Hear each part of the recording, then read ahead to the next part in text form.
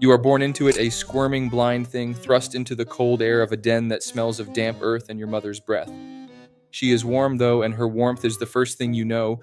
You are one of three, perhaps, or maybe just one. It doesn't matter. The world outside the den is a blur of sound and scent, and you are too small to understand it. But you will. Oh, you will. Your mother tells you things, important things. We are nice bears, she says, her voice a low rumble that vibrates through your tiny body. We don't attack humans. You don't know what humans are, not yet, but the word sticks in your mind like a burr. Humans, humans, humans. You roll it around in your head, this strange foreign concept. You imagine them as towering creatures with claws sharper than yours, teeth longer, eyes brighter. But your mother says they are not to be feared or attacked or eaten. This is confusing. You are a bear. You are born to dominate, to roam, and to feast. And yet here she is telling you to be nice. As you grow, the forest becomes your kingdom, a sprawling expanse of trees and shadows, of rivers that glint like silver under the sun. You learn to climb, to swim, to dig. You discover that you are stronger than the smaller creatures that rush away at your approach. You are a brown bear, after all, a king, a god, or at least you feel like one. But then you remember your mother's words. We are nice bears. And you sigh. The seasons turn, and with them your life. Spring is a time of renewal, of tender shoots and the first taste of fresh meat after the long winter. Summer is a feast, a riot of berries and fish and the occasional unlucky rodent. You grow fat, your body swelling with the bounty of the land. By autumn, you are a mountain of fur and muscle, your weight nearly doubled. You are a force of nature, and yet you are alone. You haven't found a mate. The salmon swim upstream, their bodies ripe with eggs, and you feast on them, but it's not the same. There's a hollow place inside you that even the richest meal can't fill. You try not to think about it. Winter comes, as it always does, and with it the lethargy. You find a den, a cave this time, its walls rough and cool against your fur. You curl up, your breath slow, and let the world fade away. You're not truly hibernating, not like the smaller creatures. Suddenly, you think of your mother, you think of the humans, those mysterious beings you've never seen but can't stop wondering about. You think of the salmon, their silvery bodies flashing in the water. Life is long for a bear, 25 goddamn years, 25 years perhaps more. It's a lifetime of seasons, of feasts and fasts, of solitude and fleeting connections.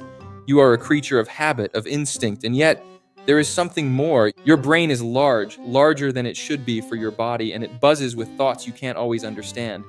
You are a bear, yes, but you are also something else.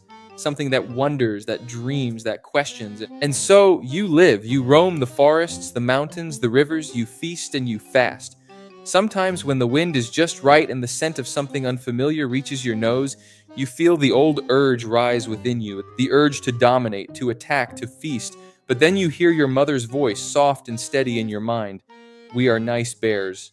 And you sigh. Being nice is exhausting, but you do it anyway, because you are a bear and you are more than a bear.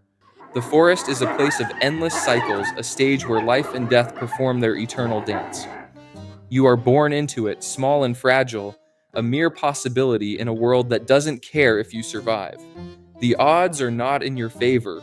You're more likely to end up as a pile of bear-flavored leftovers than a full-grown predator. Your first big win comes when you stumble across a deer carcass, like a gift from the forest gods. Your stomach growls so loud it might as well have announced your arrival to every creature within a mile. You dive in, tearing at the meat like you haven't eaten in weeks. Blood drips down your muzzle, and you think you finally caught a break. Then you hear it, the snap of twigs behind you. You freeze mid-bite. Another bear. Great. He's smaller than Mom's last challenger, but bigger than you, and judging by his expression, he's not here to offer you a dinner invitation. He charges, and you don't even try to fight. You run, crashing through the underbrush, your heart pounding like a drum. You're faster than him, and when you finally stop, you realize two things. One, you're still hungry, and two, the forest doesn't care how empty your stomach is. If you want to eat, you'd better be ready to bleed for it. By your 4th year, you're no longer the scrawny cub running from every shadow.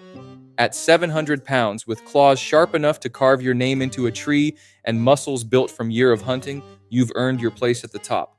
Smaller predators steer clear, and even other bears think twice before crossing your path. You've graduated from snack to don't mess with that guy. One afternoon, you randomly catch the scent of blood. You follow it and find a younger bear, maybe 2 years old, digging into a fresh carcass. He freezes when he sees you, wide eyed and clearly debating his options. For a moment, you just stare at him. He makes the smart choice. He turns and runs into the trees, leaving the carcass behind. You don't bother chasing. What's the point? The food is yours now, and as you tear into it, you realize that you've become the bear you used to run from. The forest doesn't challenge you anymore. It respects you, or at least it knows better than to get in your way. Years pass, and the forest starts to feel different.